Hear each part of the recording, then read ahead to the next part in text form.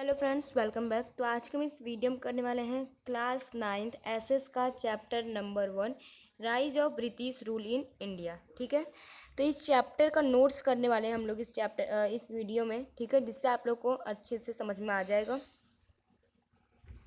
तो आपका chapter number 1 का नोट्स फर्स्ट पॉइंट है, since ancient times there was a lot of demand for the Indian spices, muslin, silk cloth, indigo etcetera in European countries. Ancient times में हमारे भारत से बहुत सारी चीज़ों का डिमांड होता था, जैसे इंडियन स्पाइसेस का, मसलिन का, सिल्क क्लोथ का, इंडिगो का और भी बहुत सारे चीज़ों का यूरोपियन कंट्रीज से। Trade between India and Europe was carried out through land route and sea route, and at the center of these routes was Istanbul. Constantinople was in Turkey. ठीक है, जो ट्रेड होता था इंडिया से Europe, उसके बीच में जो भी ट्रेड होता था वो किससे होता था? By the sea road and by the land road. But उसके बीच में इस्तांबुल यानी कि कॉन्स्टेंटिनोपल जो तुर्की में पड़ता था। और after the conquest of Constantinople in 1453 AD, Turkish muslin the sea route through Constantinople, Istanbul was closed for the Europeans. और इसके लिए बीच में जो कॉन्स्टेंटिनोपल पड़ता था उसको किसने जीत लिया? तुर्किश मसलिन ने जीत लिया। कब? 1453 AD में। और तब से उन्होंने सी रूट का जो रास्ता है वो उन्होंने बंद कर दिया, यानी कि वहाँ से कोई भी ट्रेड नहीं कर सकता है। और Istanbul was closed for Europeans, और इसलिए वहाँ से यूरोपियन और इंडिया का ट्रेड होना बंद हो गया। जो यूरोपियन हमारे इंडिया से जो ट्रेड करते थे वो उन्होंने बंद कर दिया, और इसीलिए उनको नया सी रूट फाइंड करने की ज़रूरत पड़ी। अब यहाँ से उनका स्टार्ट होता है discovery of sea route in India.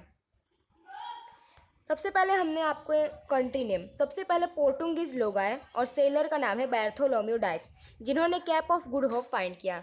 Portuguese से एक सेलर आया जिसका नाम है बार्थोलोम्यू डाइच, और जिन्होंने एक प्लेस फाइंड किया जो है कैप ऑफ गुड होप। इसके बाद स्पेन से आए क्रिस्टोफर कोलंबस, जिन्होंने वेस्ट इंडीज़ फाइंड किया। इसके बाद पोर्टुगीज वापस से आए जिनका नाम है वास्को दी गामा, और वास्को दी गामा ने फाइनली इंडिया फाइंड कर लिया। अब Columbus, who had believed throughout his life that he had discovered a new sea route to India, had actually discovered a new land, since the clarification was made by Amerigo Vespucci. This new land began to known as America. अब Columbus जो है वो ऐसा believe करता था, उसने अपने life में वो ऐसे मिसकंसेप्ट में था कि उसने इंडिया फाइंड कर लिया, बट एक्चुअली ऐसा नहीं था। उसने एक न्यू लैंड फाइंड किया था, और इसका क्लैरिफिकेशन देने के लिए अमेरिको वेस्पुसी ने उसको बताया कि तुमने इंडिया नहीं फाइंड किया है, तुमने वेस्ट इंडीज़ फाइंड किया है, और इसीलिए आज उस जगह को, उस लैंड को जाना जाता है अमेरिका के नाम से। The Portuguese sailor Vasco da Gama discovered the sea route in India in 1498 AD. When he reached Calicut in the western coast of India, he was welcomed by then King Jamorin and allowed to carry out permission business. जब भी Portuguese का जो seller है Vasco दी gamma, उसने नया सी root find कर लिया India में जाने के लिए। तब वो कब फाइंड किया? तो उसने 1498 में वास्को दी गामा ने नया सी रूट फाइंड कर लिया इंडिया में जाने के लिए। और तब वो कहाँ पहुँचा? कैलीकट में। और कैलीकट में वेस्ट कोस्ट में था इंडिया के, और जहाँ पे वास्को द गामा का वेलकम किसने किया? किंग जैमोरिन ने उसका वेलकम किया और उसको परमिशन दे दी बिजनेस करने के लिए। नेक्स्ट पॉइंट आता है arrival of Europeans in India. अब हमारे भारत में यूरोपियंस कैसे आए वो आपको बताया जाएगा। The Portuguese were the first arrive in India. Portuguese सबसे पहले थे जो हमारे भारत में आए। With in a span of 100 years, the Portuguese to control over for several territories, Diu, Daman, Goa, Cochin, Malacca. अब कुछ 100 ईयर्स के बीच में, 100 सालों के बीच में पोर्टुगीज ने क्या किया? कुछ छोटे मोटे टेरिटरीज पर उन्होंने अपना कंट्रोल जमा लिया। कुछ तो यहाँ पे है दीव, दमन, गोवा, कोचिन, मलाका, ये जो सारे टेरिटरीज है उस पर उन्होंने पोर्टुगीज ने अपना कंट्रोल कर लिया। और inspired by the Portuguese, the Dutch from Holland and the Danish from Denmark arrived in India. अब डच लोग और डेनिश लोग भी हमारे भारत में आए। उन्होंने देखा कि पोर्टुगीज वो अपना ट्रेड में आगे बढ़ रहे हैं, तो उन्होंने पोर्टुगीज लोगों से इंस्पायर्ड होकर डच जो है वो हॉलैंड से और डेनिश डेनमार्क से हमारे भारत में आना स्टार्ट हुए हैं।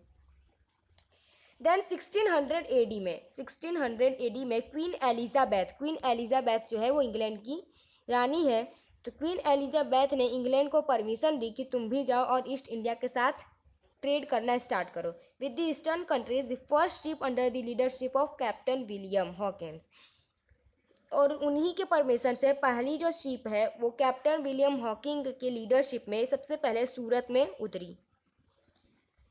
East India company get the permission from the Mughal emperor Jahangir, और इसके बाद ईस्ट इंडिया कंपनी को परमिशन मिल गई किससे? मुगल एम्परर जहांगीर से उनको परमिशन मिल गई कि ब्रिटिश वहाँ पे ट्रेड कर सकते हैं।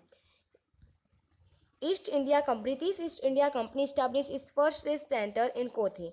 ब्रिटिश ईस्ट इंडिया कंपनी ने अपना पहला ट्रेड सेंटर कोथी में स्टार्ट किया जो सूरत में है 1613 AD में। और उन्होंने initially the company established in trade centre in Surat, Bharuch and Ahmedabad. और फटाफट उन्होंने क्या किया, उस कंपनी ने, ब्रिटिश ईस्ट इंडिया कंपनी ने अपना ट्रेड इस्टेब्लिश किया था, ट्रेड सेंटर इस्टेब्लिश किया सूरत, भरूच और अहमदाबाद में। In the south and east direction where they set up their trade centre in, और साउथ और ईस्ट डायरेक्शन में भी उन्होंने अपना ट्रेड सेंटर इस्टेब्लिश किया था। मछलीपट्टनम जो आंध्र प्रदेश में है, सेंट जियोर्ज जो चेन्नई में है, फोर्ट विलियम जो कोलकाता में है। और उस समय मुंबई जो है वो उनका हेड क्वार्टर बन गया कब? 1687 AD में। 1687 AD में मुंबई उनका हेड क्वार्टर बन गया। The French east India company arrived in 1668 India, और इसके बाद ब्रिटिश ईस्ट इंडिया कंपनी के आने के बाद फ्रेंच ईस्ट इंडिया कंपनी भी आ गई। और फ्रेंच ईस्ट इंडिया कंपनी कब आई? 1668 AD में फ्रेंच ईस्ट इंडिया कंपनी आ गई।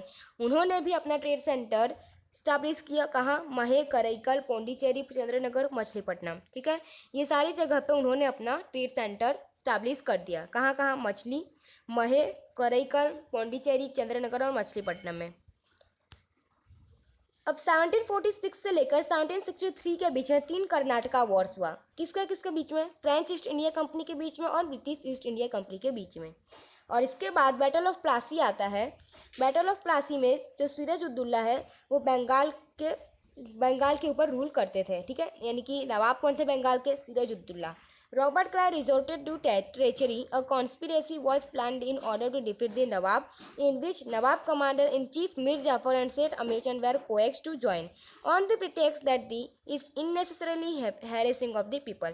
इसके बाद रॉबर्ट क्लाइव जो है उसने एक योजना बनाई, किस लिए? सिराजुद्दौला को हरवाने के लिए, फिर उसको मारने के लिए। उसने क्या किया? नवाब को हराने के लिए उसने नवाब के जो कमांडर हैं चीफ मीर जाफर और सेठ अमीचंद, इनको अपने अंडर यानी अपने आर्मी में उन्होंने इनको ज्वाइन कर लिया। और जिससे नवाब जो है, और उन्होंने क्या किया?